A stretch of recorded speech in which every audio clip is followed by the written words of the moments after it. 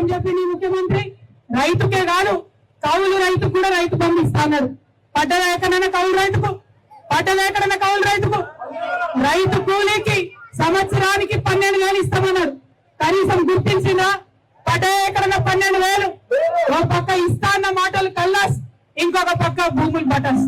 మన పరిస్థితి ఎట్లుందంటే ఆనాడు బీఆర్ఎస్ లో పెనం మీద ఉంటే ఇలా పొయ్యిల పడ్డట్టు అయింది కాంగ్రెస్ వేసుకొని. అవునా కదా?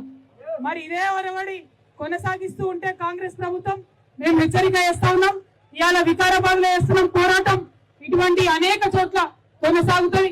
ఎక్కడెక్కడ రైతు భూమిని గుంజుకునే ప్రయత్నం చేస్తే అక్కడక్కడ తెలంగాణ జాగృతి ధర్మ సమాజ్ పార్టీ మేమిద్దరం కూడా కలిసి వస్తాం. ప్రతి చోట రైతుకు అండగా నిలబడతాం. రైతు భూమిని గుంజుకుంటే చూసుకుంటా ఊరుకోం. మరి మూసిని బాగా వేస్తా అని హైదరాబాద్ లో కథలు చెప్తాడు. ఇక్కడ నేను మీద మూసి ఏడిపోయేటప్పుడు ఇక్కడ కంపెనీలు పెడతా అంటాడు. మరి కంపెనీలు పెడతావు సరే, కొన్ని మా పొలాలకు ఉద్యోగాలు ఇస్తారా? ఎక్కడ కూడా ఇయ్యలే. ఎక్కడ భూములు గుంజుకున్నా అక్కడెక్కడ కూడా భూములు గుంజుకున్న పిల్లలకు ఉద్యోగాలు ఇయ్యలే.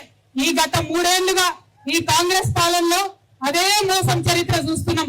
కాబట్టే ఇలా నమ్మకం లేదు.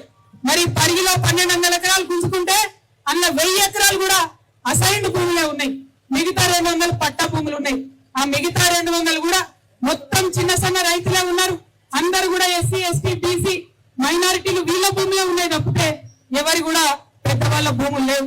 ఎందుకు ఈ మాట అంటున్నామంటే తక్కువ భూములు ఉన్నాయి చిన్న వాళ్ళ దగ్గర ఉన్న ఆ భూములు కూడా గుంజుకున్నారు.